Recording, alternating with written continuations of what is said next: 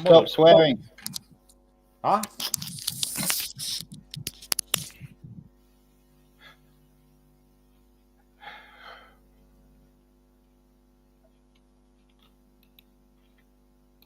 Let's go for the actual slow.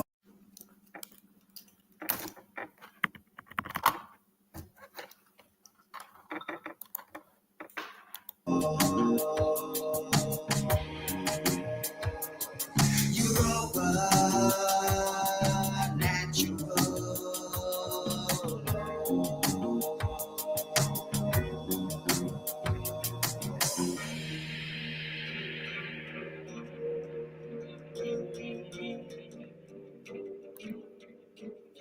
Greetings, humanity, and welcome to Europa Natural Law, a roundtable transmission dedicated to healing the madness, badness, and sadness plaguing our beautiful, bountiful world. Through regaining our sanity, reclaiming our inborn sovereignty, and honoring our inherent responsibility, we can improve reality. I'm Nemo Jones, reporting for Beauty from Devonshire, Albion, where I cook, write, speak, and sing for freedom, reason, and beauty. You can find me at nemojones.com. And we have, to my left, Adrian. Would you like to tell us where you're from? Of course, I am from North Carolina. You know, I work on how to become the true media in my local cafes with Wi-Fi access, and I'm looking to build a website. I'm inspired by Mark Passio's work. Thank you.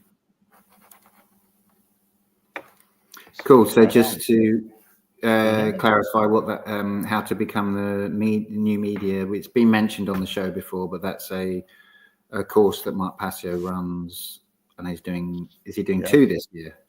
Is he doing two terms?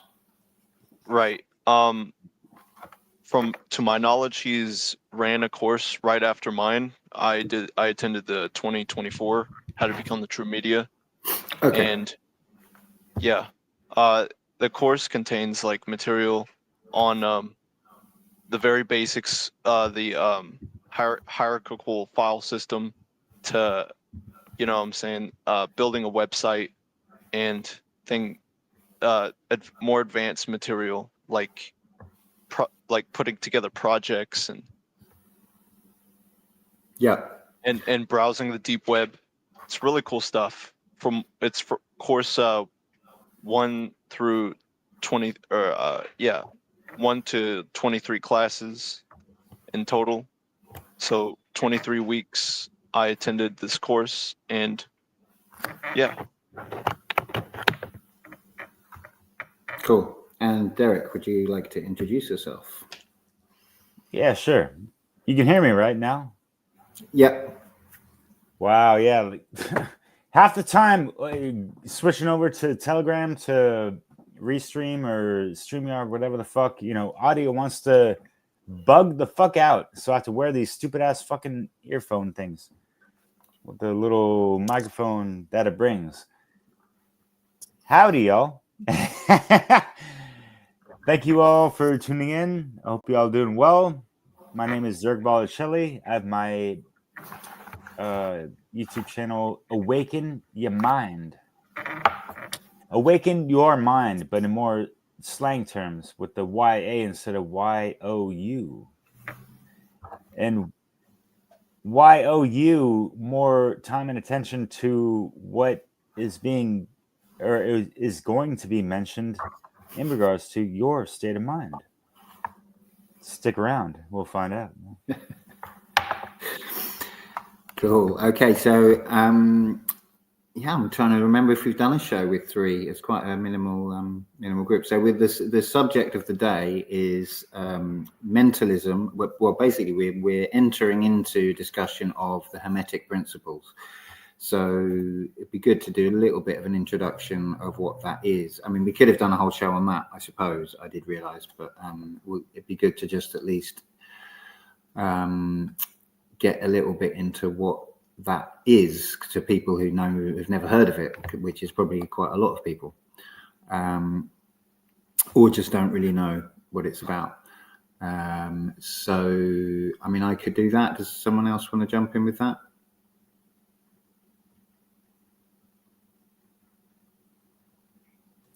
Are you nodding yes, Derek?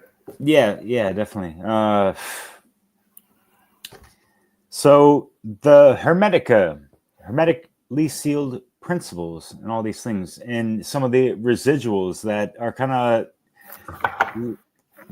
left within the cracks of consciousnesses throughout the collective consciousness and unconsciousness. That is, the world we live in, type of thing, and the world that we live in was created by mind. Everything is mind. All right. This is the first gate of creation. All right. Everything was conceived through the mind of the creator, or the creatrix, if you will. And there's 7 principles that a good amount of people are familiar with, especially if they've read the book, the KYBALION, that we've always had in our show notes as something to look into, download, follow, and take it further, because there's more than just 7 principles, y'all. All right. And it goes beyond the new age fluff of, there's like these 12 universal principles and this and that. There's beyond even 13. All right. And you could even take it to gravity and thermodynamics. Excusez-moi, putain, j'ai parlé toute la journée en français. Excusez-moi, les gars, putain. But so yeah, obviously we're going to be, this is the first segment installation of 7 or 8, and to even make it even more great, that we're going to be going over mentalism, correspondence, vibration, polarity, cause and effects, and gender, mental gender, and physical manifested gender as well. But this is the first cosmic law principle of mentalism. It's so important. It can never be bypassed. And people always need to check their state of mind before going anywhere else in their life or daily operations, type of thing. All right. So I'm going to leave it at that. Tommy, jump up in here, man. What the hell are you doing? You two, occult light, revealings, and yeah. But what's up? Our new fellow friend who's joined us today. What you got to say? I conveniently was reading the KYBALION with a group last group chat in the Europe, the ENP, or whatever abbreviation group. It was really cool. We went over like the first chapters, and it actually detailed the 7 principles. I could honestly learn a lot more about this stuff. So yeah, I'm just gonna... Are you talking about the session on Thursday, or is this some other group? It must have been. Yeah. Yeah. Okay. Right. So let's kind of spell this out. So we've got going on in the chat. Tommy's asking, what is a principle, guys? And we've got Principia. Back with like cult revival. That's what I meant to say. Yeah. Thank you, Ali Fushi. Principle, from Latin principium, beginning, foundation, from princeps, or first. It's really like the first things, think about, Mark Passio's, natural law seminar, where he breaks down, a dozen different words in the etymological terms, right? So those are things to consider. And like first things, first principles, it all goes back to the first gate of your mind, and then take it back and rewind. again and again, my friend. But yeah, after you. So I wanted to come in and say, oh look, we've got Oscar joining us. Yeah. Late again. Sorry for being late. So hi, Oscar.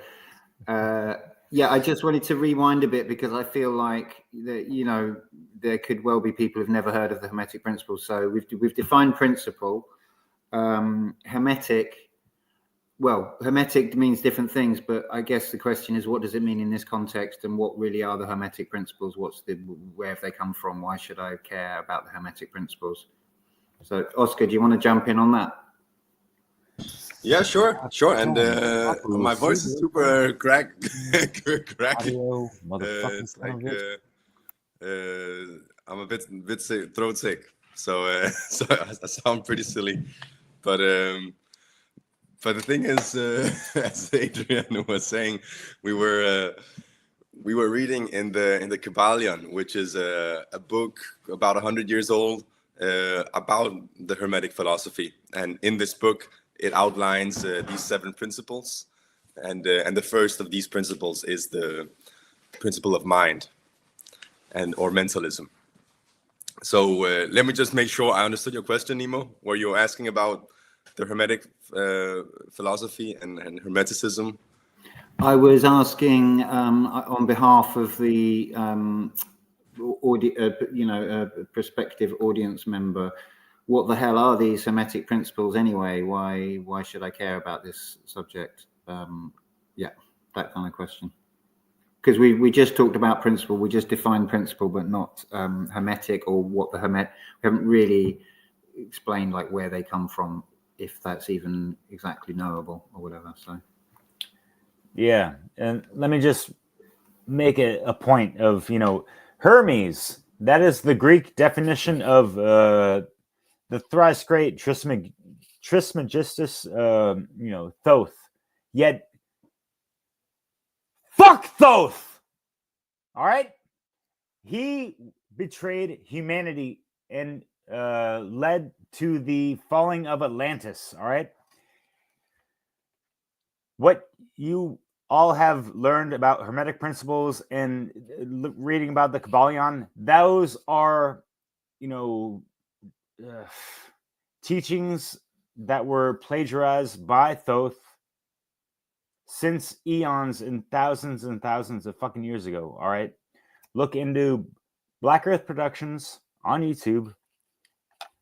Type in type in YouTube, the betrayal of Thoth.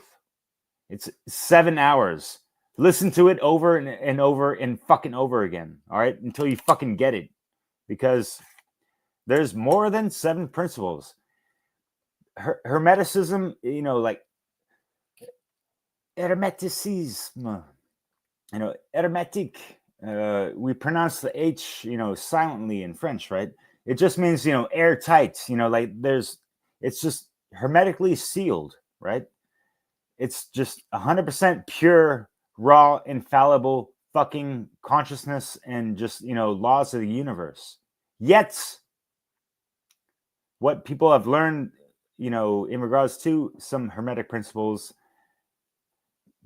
you know, the KYBALION is legit amongst, you know, a lot of other Hermetic teachings. Yet, yeah, you have to really consider the fact that Thoth is a fucking double agent and he's an imposter. He's not a fucking god. He's a goddamn fucking draconian Anunnaki motherfucking bullshit piece of fucking shit. All right. Yet he still is kind of represented in the house of the mind. All right. He's still represented think of Thoth and thoughts. All right.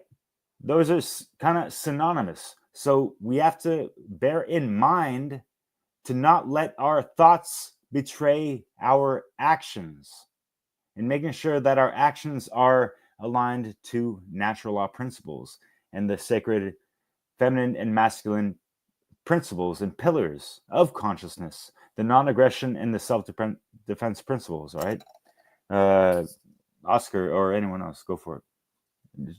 Nemo, yeah, for sure.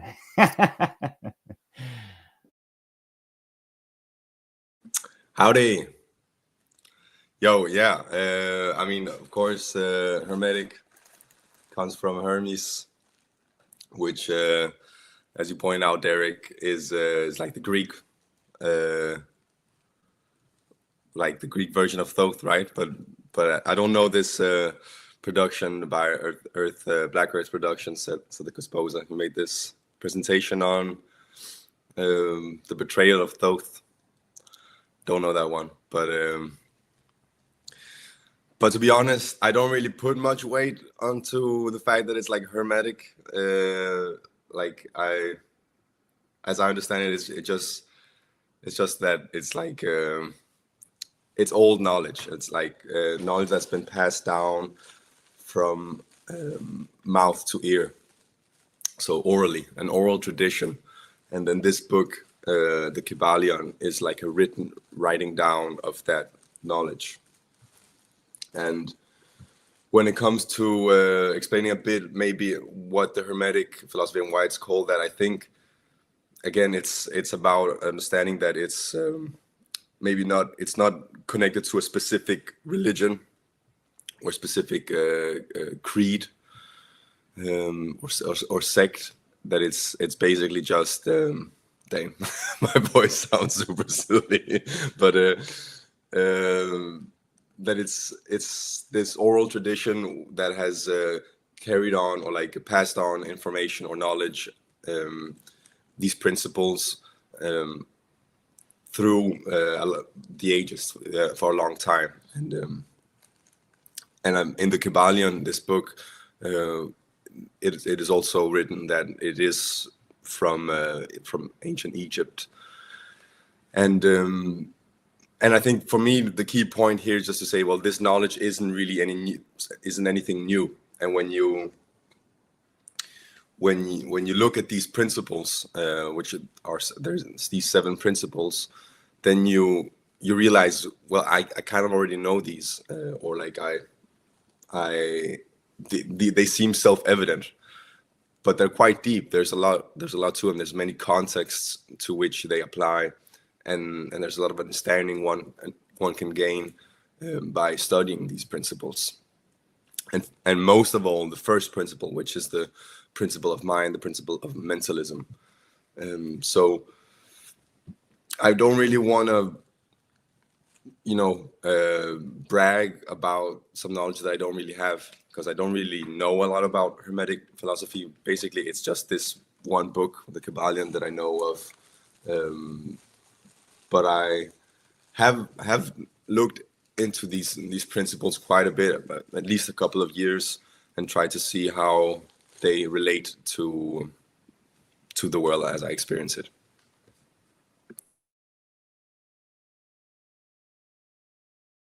Sorry.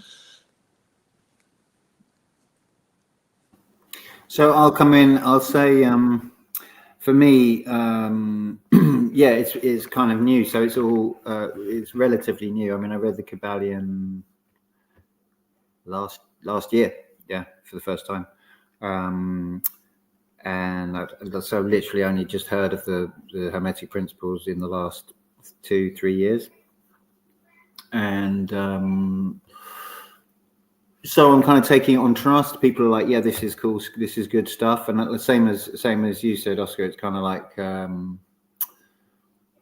it's quite familiar conceptually, and I feel like I don't know if I've made direct correlation. Well, no, there are direct correlations for sure.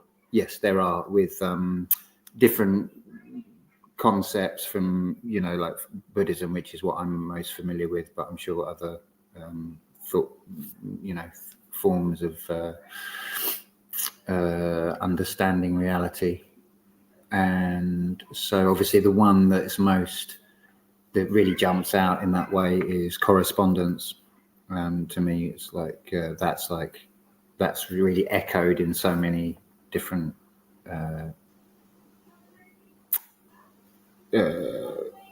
ways. There's so many different ways of expressing that. And yeah, and then all is mind is also, obviously that's kind of familiar.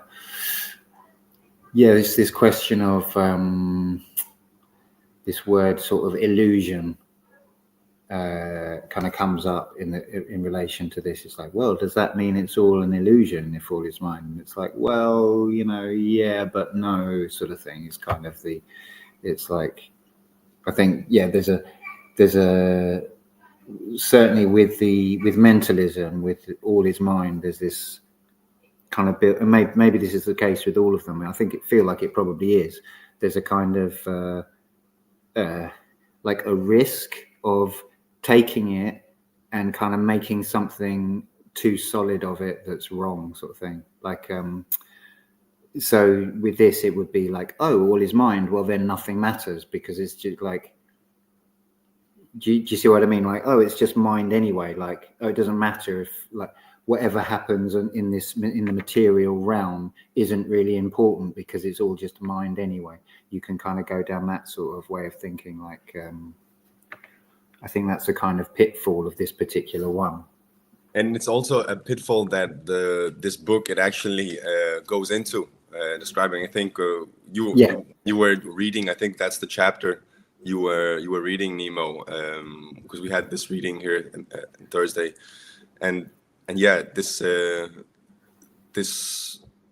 dilemma is also in the book, at least, called the divine paradox, and it's about how that if you look at, for example, the fact that we know that matter is just a bunch of atoms, right? That is held by a force or like a vibration, and really it's not really as solid as we might experience it, right? So at one level, you know that theoretically, you say, okay, it's not, matter is an illusion, right?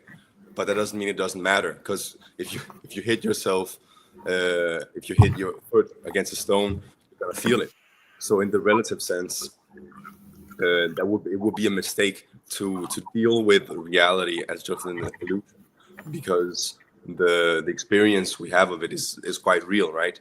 So whether or not we experience freedom or slavery, that's not just an illusion, but you can definitely have an approach to reality where you're not caught in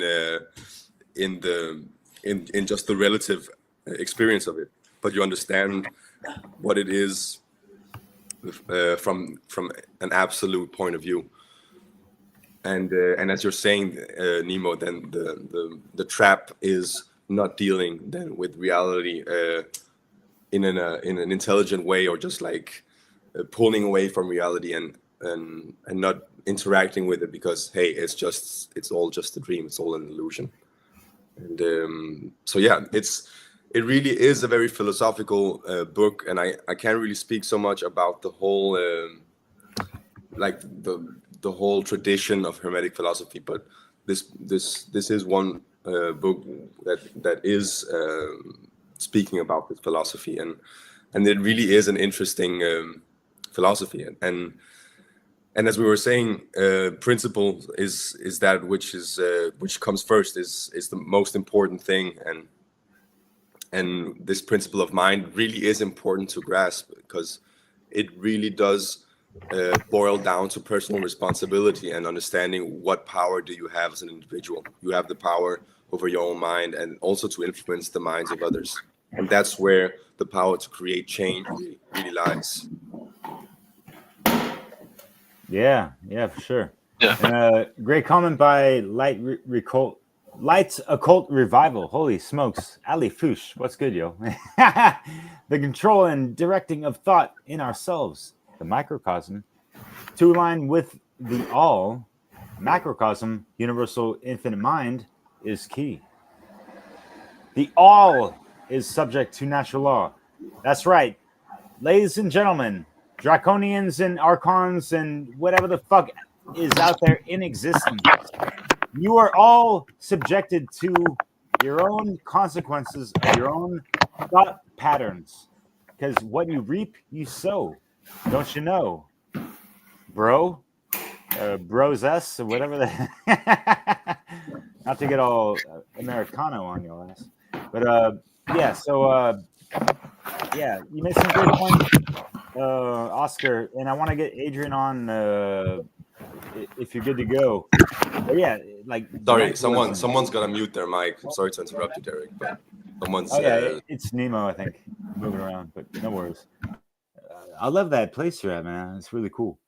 But you know, it's when we think about mentalism, everything goes back to your own state of mind. And this is something that you need to remind yourself every single day. Okay?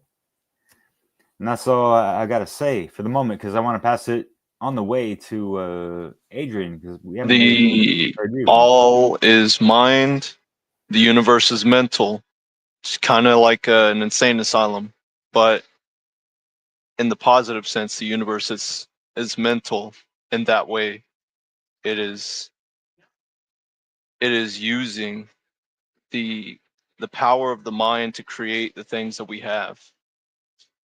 So I don't know much about this. I could honestly learn a lot more about the 7 principles.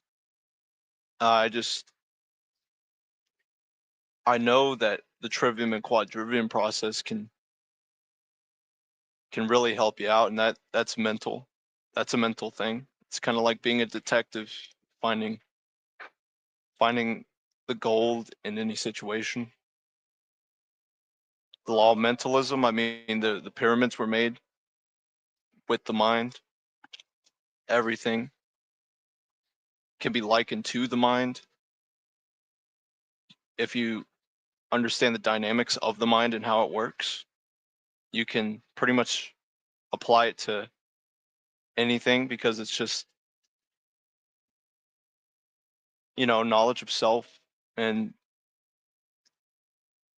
kind of like a clock or a machine. It also has cogs working within it, and you just got to understand those cogs and kind of apply and touch up on them, so you can overall, as an individual, like, be effective. Does that make sense? Yeah, be effective in this collective. Yeah, fuck yeah, Tommy. Great to see you. You're coming in a little hot there. I don't know if there's like some background noise or something, but Hold on. just popped up when he came on. But no worries. Yeah, but my background isn't too loud, is it? No, it's not you, Adrian. I think it's Tommy, but no worries. There you go. All right.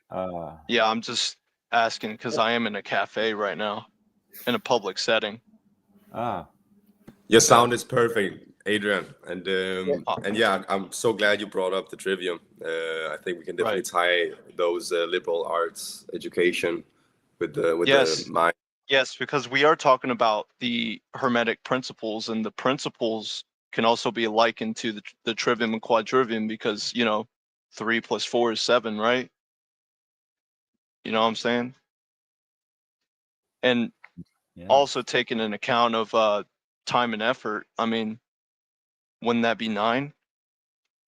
But we are talking about the 7 principles, or specifically the principle of mentalism, and yeah. I mean, just look at every successful person, every kind of like wonder in the world. How was it, like, how was it brought about? How is it like, how do you create stuff like that? You must have knowledge, and obviously somebody knows about this stuff, and I'm willing to learn, because I don't know everything. Yeah, neither do us, brother. And it's all good. I appreciate your comments and all that stuff, insights. Tommy, I want to get you on in a second. I just want to say that, yeah, like Adrian or Bubbly Pop, what you're getting at, it alludes to the Hermit card in the tarot in regards to, like taking a step back from society, being a recluse for a little bit, just to, gather your thoughts and, make sure that you are thinking your own thoughts and they're not thoughts of, you know, propaganda and whatever the fuck that's going on with all the programming on top of programming on top of programming, right? So, Tommy, how's the programming going over there, man? It's not It's all- the It's going okay. Try to break it, mate. How's my sound? Is pretty it good, still? pretty good. Is it all right? Yeah. Nah, I thought. I don't know. I turned the volume down on my mic and that, but I don't know. There seems to be a problem with my. Is it too bad? No, That's your alright. sound is coming out clear. There's just like a background. But kind of hiss. Right. Okay. Yeah. I don't know what that But it's could be. fine. No, I thought I'd just come in. Can I take it back to the definition of principles just for a second? Because I came across, I mean, everybody's heard the word principle before through their life, but I came across what principles really meant from two sources at the same time. One source was discovering natural law, which led me to the KYBALION and all that sort of stuff. But at the same time, I started a martial arts journey. And so I'd kind of two teachers at the same time, listening to a lot of Mark PASSIO stuff, and the guy that was teaching me like kickboxing and stuff. And they both, at the exact same time, were talking about principles. And I had a kind of a real, not a revelation, but it hit me how important they are, because I was getting it from two directions. And the best way to describe it would be through the guy that taught me martial arts, right? Taught me kickboxing. So he used to say, right, we don't train techniques, we train principles. And I thought, well, that's interesting. And I thought, right, okay. And he said, like, principles mean first things first.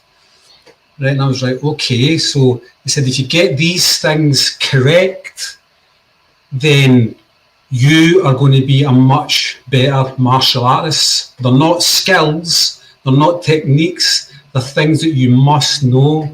They're like the foundations that you must get in place first before you can try and get, let's say, fancy with it, you know.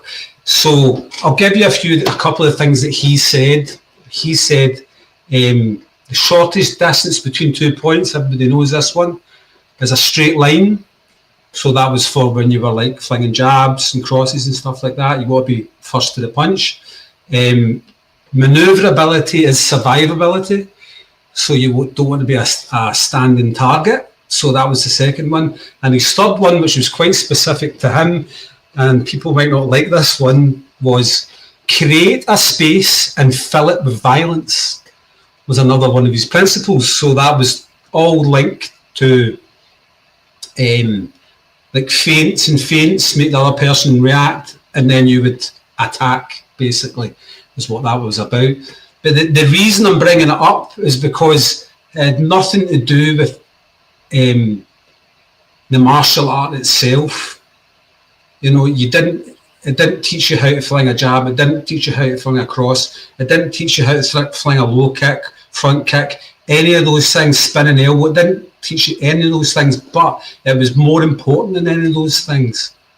It was fundamental to the art itself, which really hit home with me how important they are. But at the same time, it was hitting home how important they are listening to Mark as well. And I think mentalism is a really good example of that, but how important, like all is mind. I know what you're saying, Nemo, it can be misleading. I agree with that. It can make people kind of think in a different direction. The word all makes people do that. But to realise that any action that you take, or anything that you create, anything that you do, and it first starts in your mind, really brought it home to me that, this is going to sound like a bit of a pun, I had to be mindful of my mind, I had to be mindful of my thoughts. So it's like it placed a real responsibility into me about my thought processes and my thinking processes. Derek, you mentioned programming there. It made me really aware of looking out for like deep-rooted programming that was in me. It made me really step back from situations where I was acting on wrong thinking or pre-programmed thinking. It just really put a real emphasis on being very aware of what I was thinking before I was acting on anything. So yeah, that's just what I wanted to say about principles. I'll give you another one to emphasise principles. It was one that my dad taught me. My dad was a painter and decorator, and what his biggest principle was when he was doing a job was 90% preparation, 10% finishing. And he said, if you put that in every time you do a job, you're going to do a really good job. Now, that didn't teach me anything on how to paint or how to decorate or how to hang wallpaper or anything like that.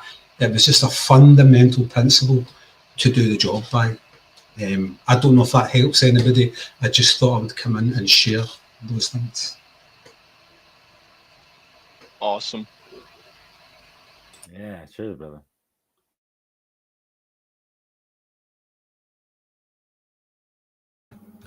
I'd like to jump in a bit with my silly voice here. Woo! And because I think there is the level that you've been speaking on here just now, Tommy, which is the individual level, the individual mind, the microcosm, if you will. And then there's also the macrocosm or the all. So when we say the all is mine, what do we mean with the all? And I see those two as two different levels, if you will, to both be spoken about when we say that the all is mine. So we're talking about both those areas of reality. And when it comes to describing the all, or the everything that is you know, that which is immutable and eternal and infinite, that substantial reality, then we're speaking about something that is in many ways beyond our full conceptual grasp, because it's we can't know everything, right? In that way, we are we don't. It's not that we don't have access to it, but it's that we wouldn't be able to fully fathom the totality of it, right? So when we're speaking of it as a mind or as a spirit or a living mind, what we're attempting to do is both give it a name, but also in a way admit how little we can define it and give it a name. So it's, in one way, it's actually coming really, really close to knowing it, but we're also admitting that we cannot know it, and we're saying we can think of the all of reality as a mind, and it is a scientific inquiry, even though it might sound very mystery or mystic.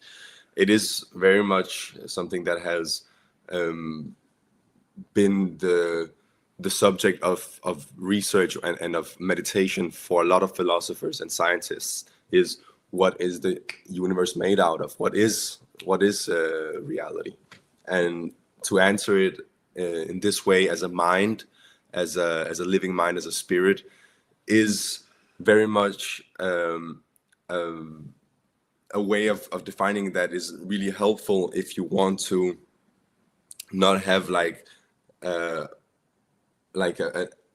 consciousness be an anomaly, because we're beings with consciousness, with a mind.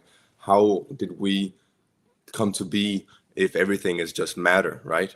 And then again, there's the other aspect of it, which is that everything originates with thought, with mind, as a mental image, as something that you imagine. and therefore imagination is really important, that you're able to visualize things that you can then go out and create. And these comments that have been coming in, especially from Light Occult Revival, are just really, really cool. We must each be responsible for the realities we create for ourselves and the larger state of the world. I think that for me is really what the implication of understanding the principle of mind is this responsibility. There's responsibility to realize how much our minds are our superpower, and how we wield it influences the world around us, but also how much we can change, how much power we have over our lives by understanding our own minds and being able to wield some self-control over it and have some mastery of that. And that was all. I thought that was cool. Yeah, there is great response. Where there's great power, there's great responsibility, and yes, with our thoughts, we create this reality, because our thoughts and our feelings,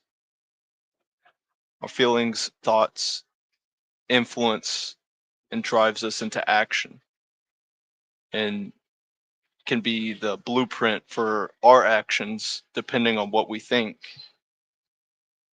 If we think, thoughts absolutely become reality.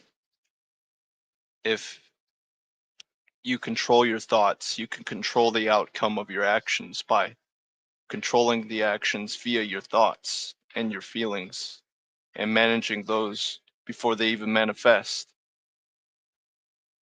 So yeah, it is a superpower that we all possess. But do you capitalize on it?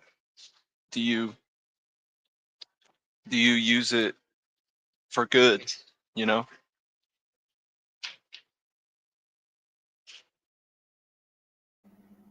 I think I've talked about this before, but it's it's about matter. Well, it's like the meaning of the word matter, and excuse me,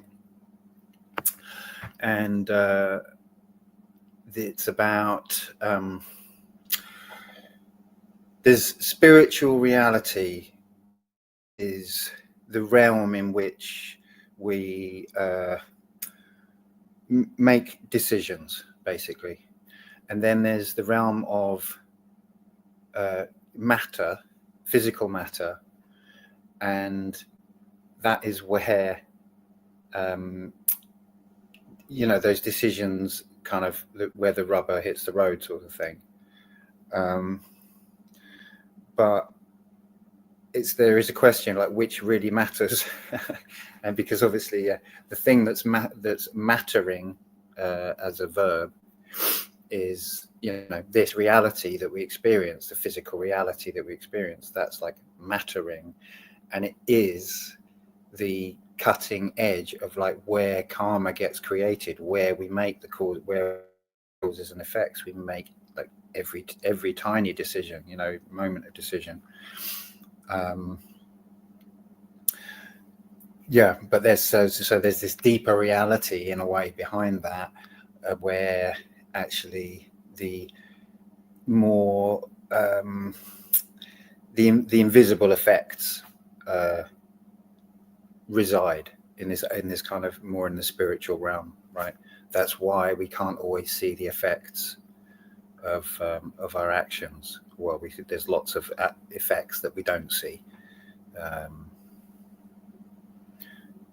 because they're actually in the spiritual realm until they become manifest in the physical, and they actually become matter. That's when they really matter to you, because they're actually, you're seeing the life, sort of thing. It's mattering. Does that kind of make sense? Hell yeah, my brother. Yeah. Wouldn't the spiritual and the mental like be one and the same? Sure. Yes, of course. They are, but they're different aspects. And I was, can't remember. I think it was while Oscar was talking, I was thinking it's this question of like, what is a life? You know, like just a flower.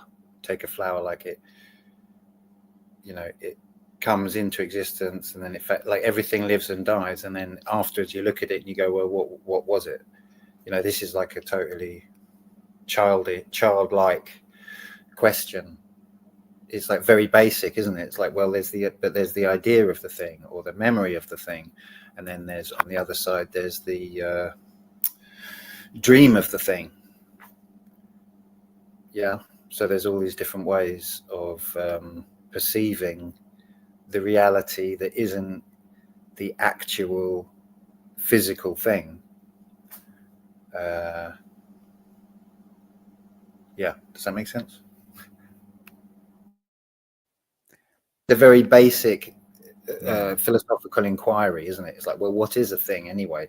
You know, if it, you know, or like, oh, the axe has been replaced, the head's been replaced, the blade's been replaced, the handle's been replaced. Is it still the same axe? You know, these kind of questions. Like, well, what is matter? What really,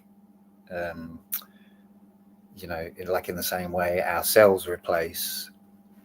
You know, we're told, or our atoms, the sort of is replaced. They say every 7 years or whatever. Regardless, you know, there's a well, I've totally lost my thoughts, so I'm going to hand it back to you. Hopefully, there's some value there. No worries. Yeah, I mean, what you're getting at, you know, trailing back like 5 minutes ago, you know, like we need to embody what it means to be a multi-dimensional being here on the 3D dimensional realm. Okay, it's like, wow, okay, there's the mental plane. Holy shit, like, wow, it's like not all is mind, yes, but it's not all here. And you know, like one of the major epiphanies I had was realizing, like, holy shit, like learning about how the mental plane, the mind isn't necessarily, you know, located within the body. Imagine your consciousness, your higher self, you know, in other astral planes and whatever the fuck. And when you're dreaming in your dream state, you might be revisiting, you know, those aspects of your, you know, higher self, if you will, or, you know, your soul essence that, you know, knows what it's been through for eons upon incarnations and procarnations and all that jazz, right? But not to, you know, get too, you know, airy fairy with these things, because we need to be grounded here in 3 fucking D in regards to our minds hitting, you know, the rubber to the road, as Nemo was saying, in regards to implementing, yes, the mental plane, the emotional plane, and the physical plane, all congruent and aligned and operational within that fulcrum of that funnel, where, you know, everything is, you know, operational and aligned and not contradictory to either, you know, whatever thoughts are going on and the emotions that arrive from those thoughts and the actions that ensue from the above, right? So things to consider, and, you know, just taking it day by day, step by step, hour by hour, minute by fucking minute, because how many thoughts cross your mind within a fucking second or a nanosecond? All right, we are better than any kind of fucking AI. God damn it, do you not understand how fucking powerful we are? I mean, what the fuck? You know, fuck this motherfucking, you know, y'all want to chat GPT, whatever the fuck, and, you know, stimulate your mind off of some artificial algorithmic fucking bullshit that they're feeding and harvesting our thoughts from? Fuck that shit.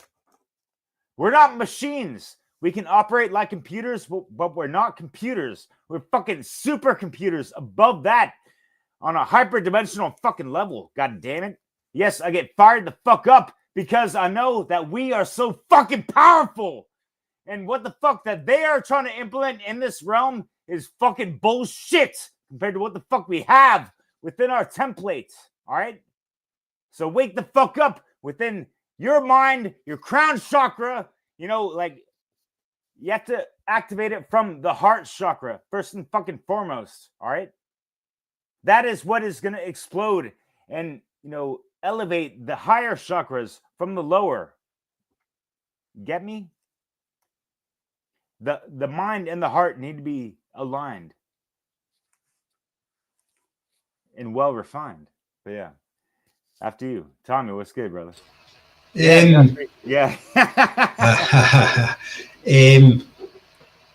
I just want to go back to a couple of comments ago by Ali. She said we experience the material connection with source, stroke spirit, stroke the all, via the mind, which controls the body. That is the most clear way to explain that. It's a great comment. And that actually reminds me, we often talk about Mark's work. I was part of one of his presentations. One of his slides had that.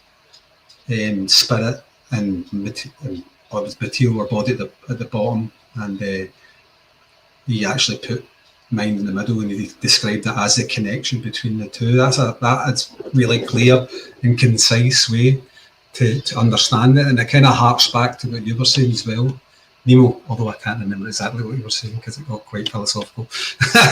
And I can't recall it verbatim at all, but it was along those lines. But yeah, that's a good comment. I was wanting to talk a little bit what Oscar said a wee while ago when he was talking about the all's hard to conceive of for us. It is kind of hard to conceive of for us, and people have been trying to conceive of that for a very, very long time.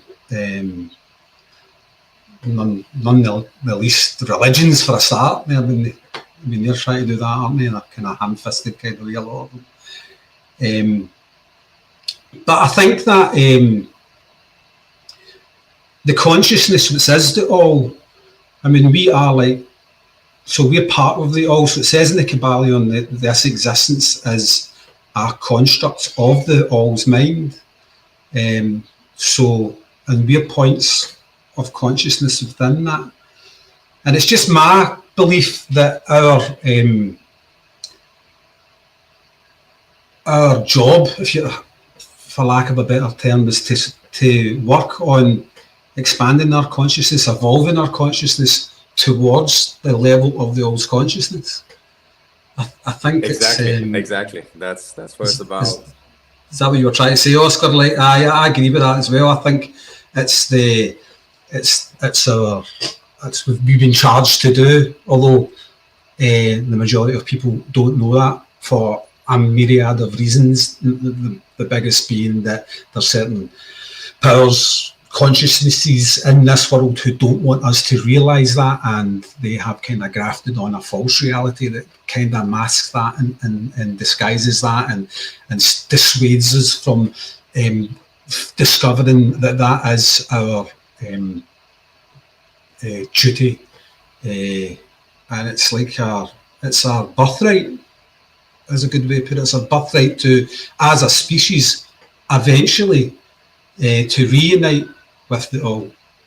And I know there is other philosophies out there that kind of preach similar concepts, but yeah, I thought that's what we were getting at, Oscar. I just wanted to bring that up. Yeah, and I mean, it's also something we were reading it here this Thursday, the KYBALION, and after reading it, I made this meme because I thought that this is what it's about. It's about creating change through enlightenment, or through knowledge and learning and changing those mental states, right?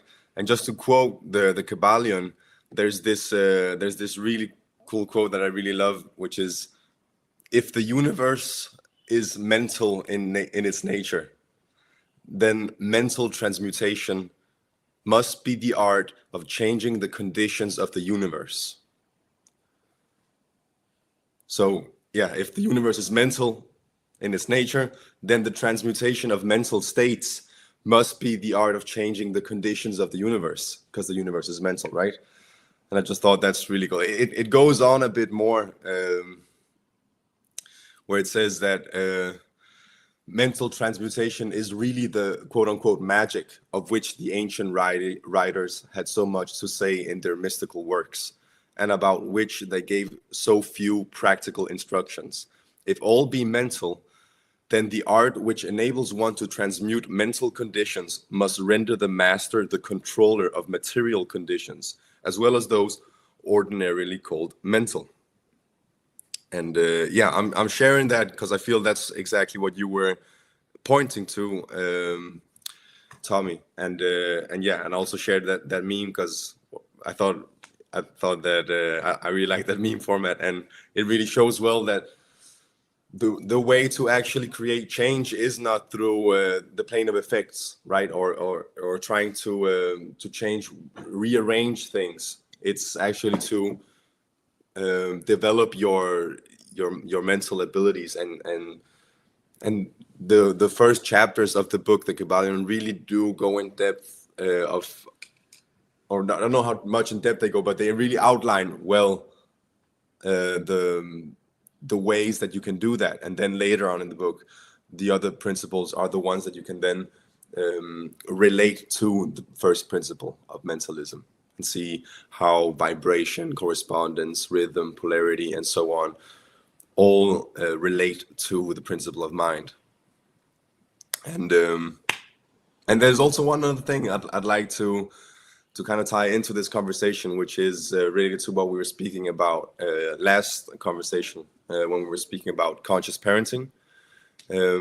We were talking about, also, as you were saying, Derek, of being that guide, right, of having mastered the thought, the emotion, and the actions. And I think a really good way to tie that conversation into this one is the topic of education, because when we're talking about the individual's mind, we're talking about something that can be developed and mastered, but we're also talking about something that can be taken advantage of and engineered.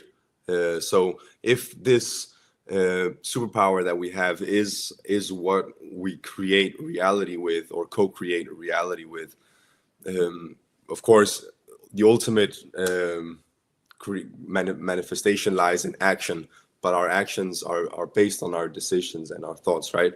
So if we want to influence what happens in reality, you'll influence people's minds. So it's really important to have that intellectual self-defense, be able to recognize deception, and also not deceive yourself, have that honesty, and that's where education really ties into those two topics together, because we really have to help the young to develop their minds so that they can learn as much as possible.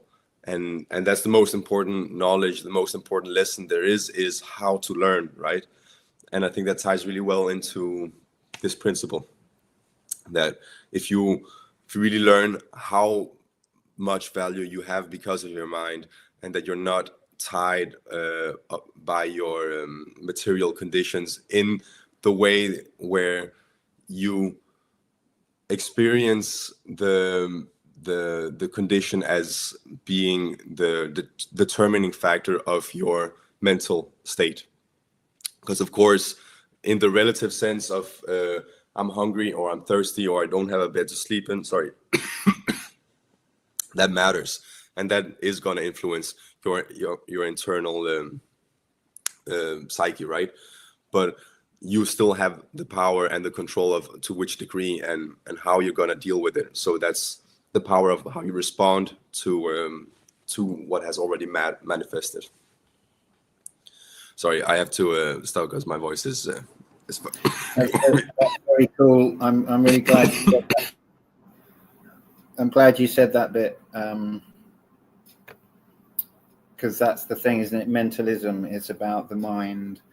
If all is mind, well, then all of my experience is ultimately that I'm partaking in that mind. My mind is of that mind. So it's not just like everything out there. It's like everything in here is also part of that, right?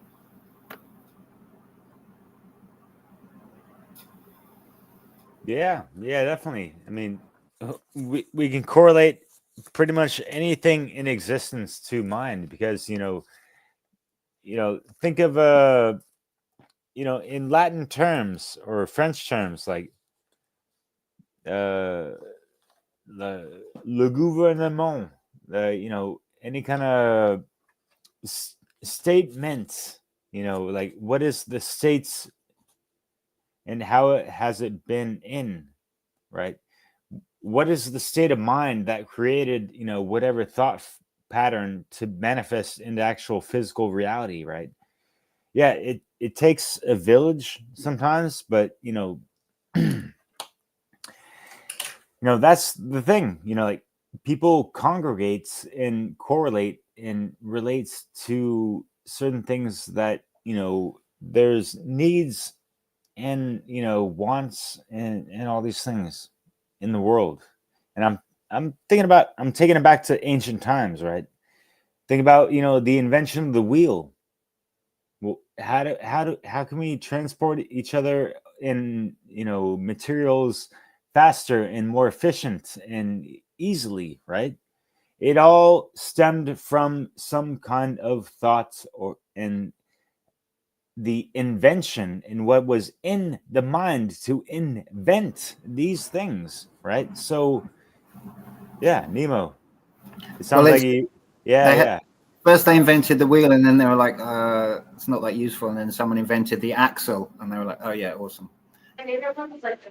Yeah, I wanted to talk about the maybe the role of dream work. I want to talk about Alec Fuchs's comment right now. Like the way the mind works. Like any successful person that I've ever like encountered, kind of studied, they always talk about dream big. And I don't know where everybody else is at in understanding the mind, but the limbic system and just the role of the hippocampus and just this principle of mentalism, like dreams are sacred. To know and to have a plan or a dream in order to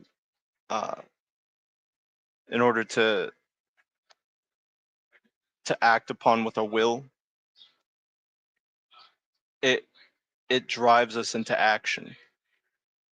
It drives everything. It like, just think about how important mentalism is. Like, would we have anything good? You know what I'm saying? Where would we be without one essential cog of the machine? I don't know, this might sound a little stupid, but I'm just saying what comes to mind. Yeah, no worries, brother. Yeah, I'm bubbly pop and you're not. But besides that, freaking dreams are sacred. It's like plans, all kinds of other equivalents, blueprints, ideas. You've reminded me that I wrote a manifesto, a personal manifesto last year. It was a good exercise, and being reminded of it, I'm like, yeah, and I need to read it when I get home. Well, actually, I've got it on here. I could read it now, but yeah, I need to read it.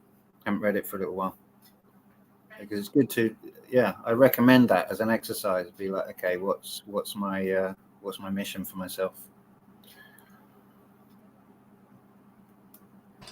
Can I pop in the dream thing? Yeah. I'm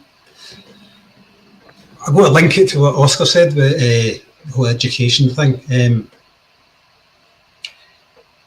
We're all educating ourselves, really, it seems.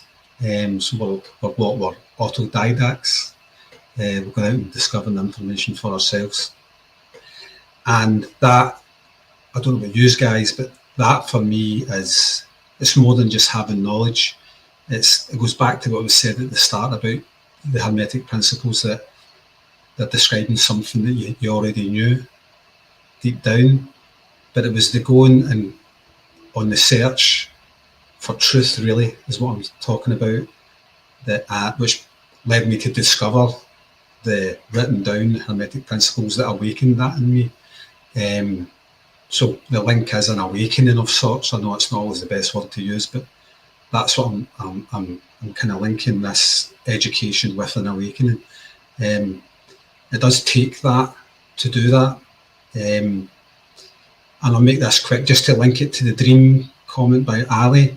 All I can say, I don't know that much about dream work, and I don't know that much about Jungian psychology. I know a little bit. I'm by far not an expert on it at all. But what I will say is, since I've been on my autodidactical journey, which is awakened knowledge that was already in me deep down, now and again, dreams teach me something. And I can't bring one to mind just now, but since then I've had the odd dream where I've woke up and I went, that dream means this, or that dream means that, and there was no doubt about it, that's what it meant. So yeah, I was just wanting to highlight that. So if anybody else wants to pick up on that. I just wanted to say it is possible to daydream. You don't have to just dream, going to sleep. Just saying that. Yeah, I was thinking also to tie something into the comment by Ali about dreams. I think there is both a connection and not a connection, because when we say that everything is mental, we're not saying everything is subjective. There is, I think, a misunderstanding of this principle when it comes to solipsism and believing everything is just a matter of perception. Everything is just relative, in the sense that everything is just the trap we were speaking about early on, right? Saying everything is just a dream, everything is just and how do you interpret that correctly? Because the book actually does go into to help you do that, because it really clarifies and says there is such a thing as objective truth. There is a substantial reality. That's how it calls it. So that comes first. There's this dilemma in philosophy where you have to find out whether or not existence or consciousness comes first. So it's called the primacy of existence, which means that's at the foundational level, or the primacy of consciousness, which means everything is at a fundamental level just consciousness. And the way I think to resolve that is to say, well, existence does come first. There needs to be something to be conscious of. So there is the need to recognize objectivity, objective reality, and then on top of that, we can recognize the quality of mind, of spirit. And then the other thought I wanted to say, which is more trying to maybe recognize how it is related to the principle of mind and the mental nature of reality, is that there's a lot of symbols in dreams. And even though dreams are very subjective, there's these symbols that will reappear over and over again often. These archetypes, if you will, if you want to speak in Jungian language, or these symbols and archetypes. And I think that's something that I personally believe is something that is in reality, that they predate humans, these archetypes, these symbols. Like one of the principles in the Hermetic philosophy is the principle of gender, and the masculine and the feminine aspects of consciousness, of nature, those can be seen as symbols, as archetypes, right? And they're older than humans, and they, as what I mean with that is there's something that are ingrained or are inherent in nature, as I see it. You could also say that's a projection, and we could have a conversation about that, but I just wanted to present my personal opinion on that, and I see that as maybe being related to the dream question. So the primacy of existence thing, Oscar, you helped me out with this. It just instantly made me think of, because you related it to the other state, which was consciousness.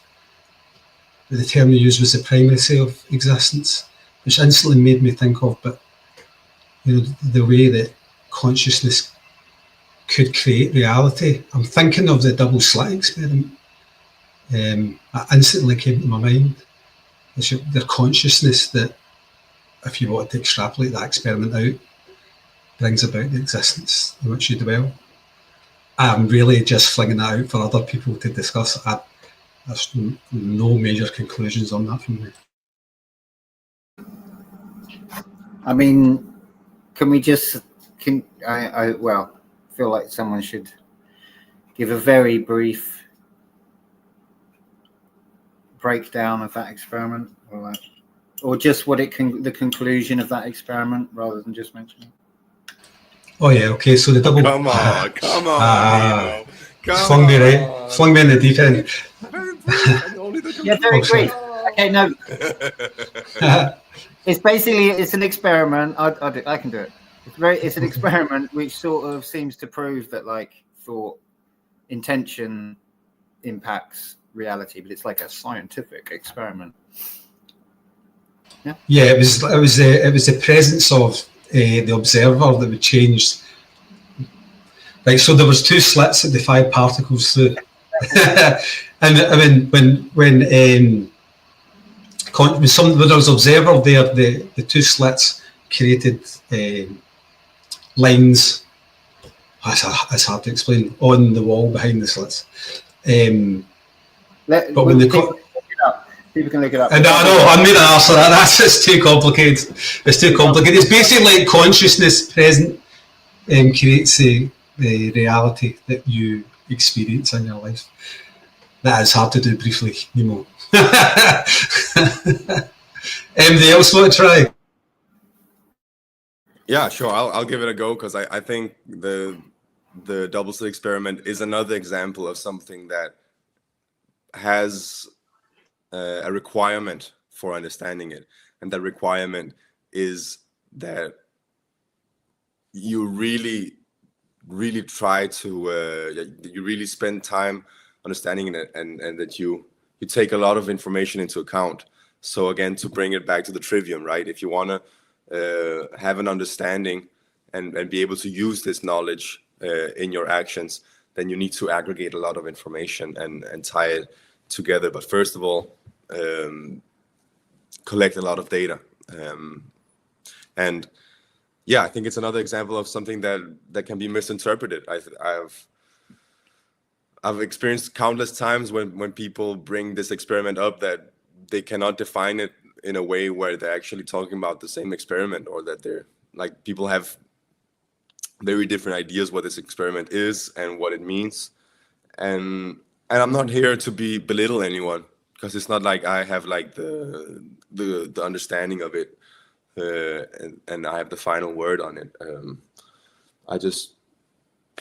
I think that it's something that is interesting, where people, like, they have different ideas of what it means, and would definitely argue that it does not mean that perception determines reality. And I'm not saying that because I feel that's what's been presented in this roundtable, but it's just something I've heard a lot of in my day-to-day life when this subject is brought up.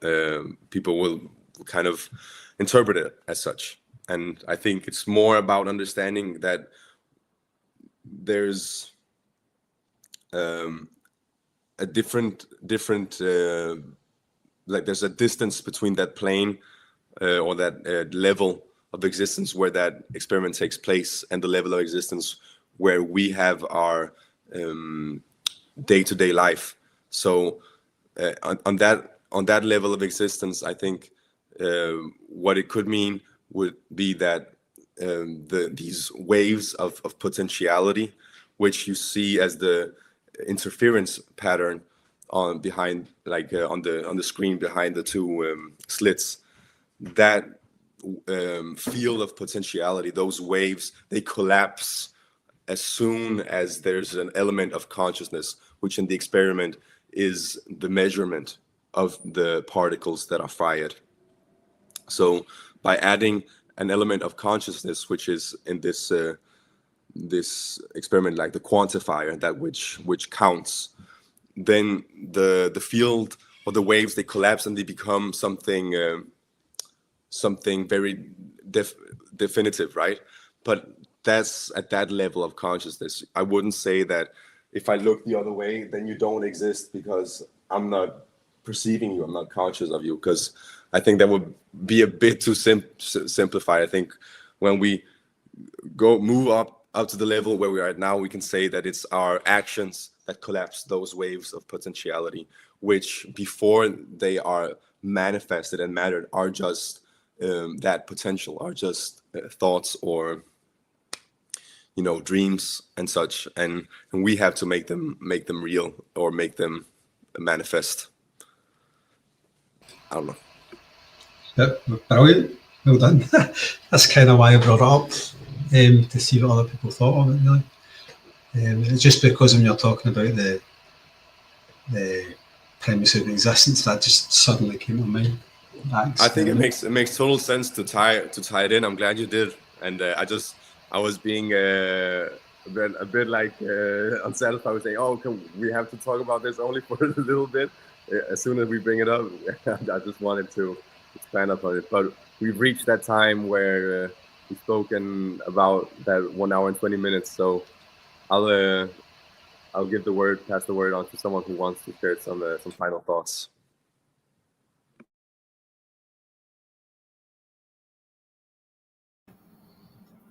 Bubbly Pop, did you have anything? No, I'm just listening to y'all. Cool. Right on. I'm kind of pissed off because I was looking through. I literally have like 1,000 fucking notes on my 2-3 laptops and computer. I had a really cool written thing that I wanted to actually convey or portray in the Freedom Under Natural Law Conference number 3. Actually, one of me. May we? And it was all about the mentality of what people need to get through to their triune brains. And it's not so hard to explain in regards to,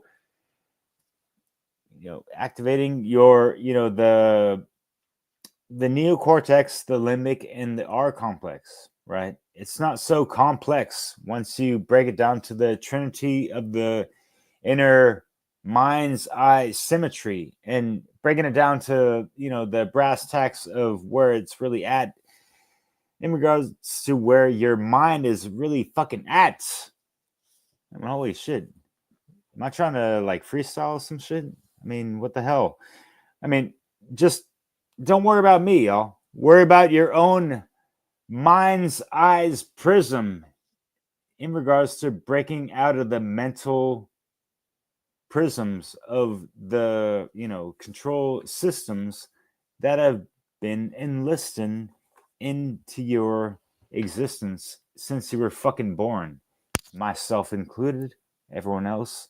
Because, yeah, take it back to admiralty law, maritime law, Black's law, and, your own birth. The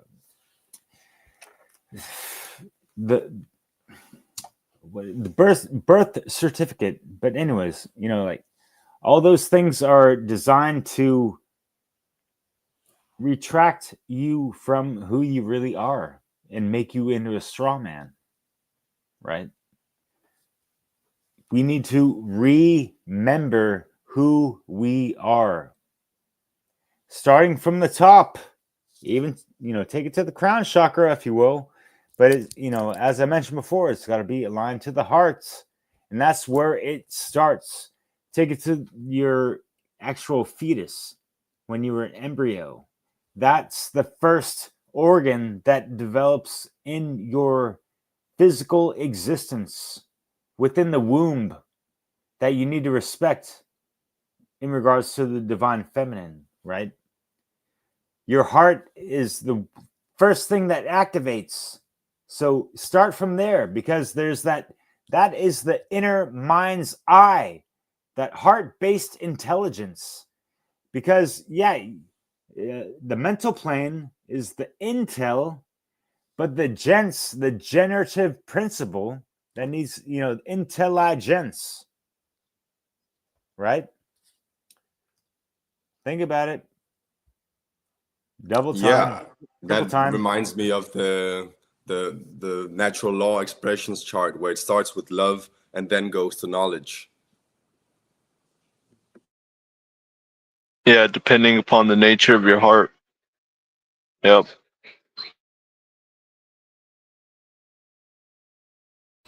Yeah, can I just acknowledge some of the comments for Ali tonight? Pretty insightful from the comments.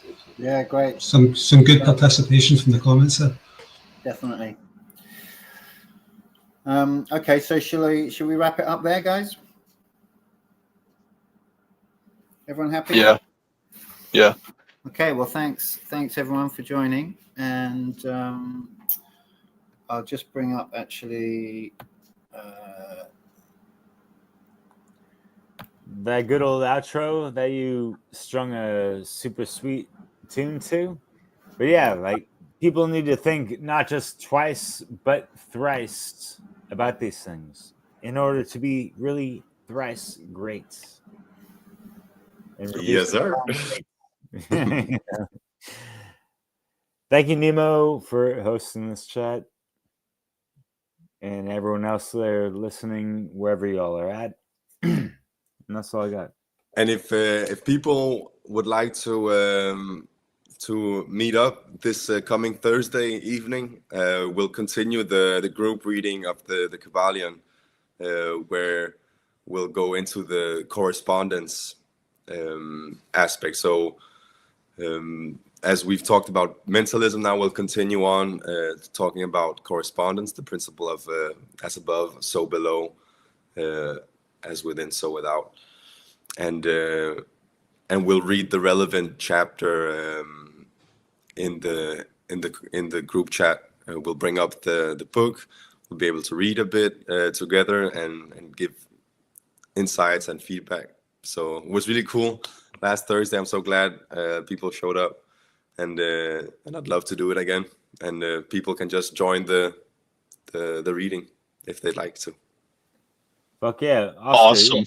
Thank you so much for hosting that, by the way, Oscar. I appreciate your time, energy, enthusiasm into these things, and trying to, organize and get more people involved. We need more people involved, right? So yeah, like, reaching hearts and minds to, bring it back and come rewind back to the good old times of where we didn't have to deal with fucking bullshit ass governments. And yes, government in the etymological terms means mind control.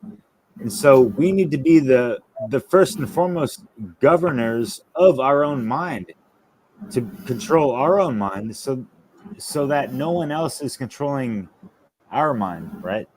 So yeah, we have to eradicate all that bullshit. Nemo, yeah, take it away, brother.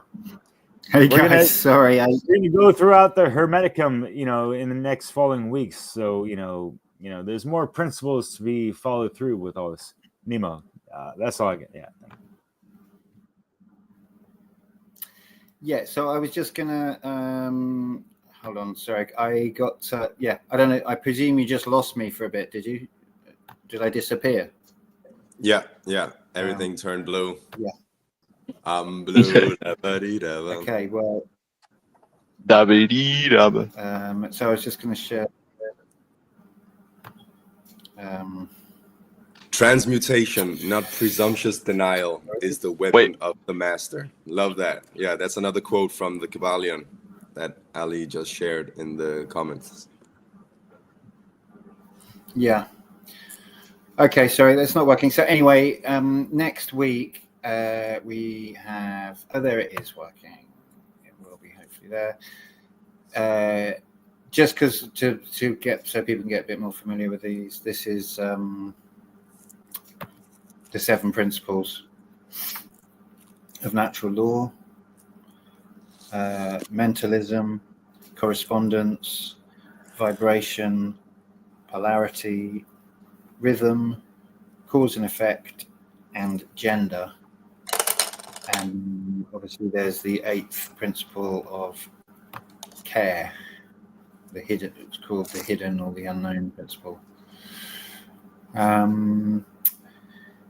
Right. Okay. There's lots of comments going on, but I've got to wrap up, so I can't keep looking at the comments. But thanks, you guys. And so obviously next week we're going to be moving on to correspondence.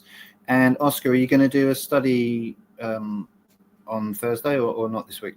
Yes, Central European Time, 1930, which I'm thinking can last maybe a couple of hours, maybe 2 hours or so. Depends on how much people want to talk about it, but I think there's going to be a lot of correspondences, pun intended. Yeah, in the literal sense, because we're all corresponding right now. We're taking it from the microcosm, all us individuals, and broadcasting it to the macrocosmic realm out there. So yeah, great shit out, everyone. I appreciate everyone's comments, and everyone listening and all this stuff. Everyone that was speaking. Nemo, thank you again for hosting. I just want to leave y'all with the fact that my channel, Awakened Mind, I've gone over the whole Hermeticum through musical form. You can check that out, and whatever. It ain't the bee's knees, but I ain't seen anyone else do what I've done. But there's more to it than all that. And Nemo, you are quite the magical musician, my friend. So yeah, I'm gonna let you end it out, brother. Sorry. Okay, guys, thank you, and see you all next time, or some of you next time. Cheers.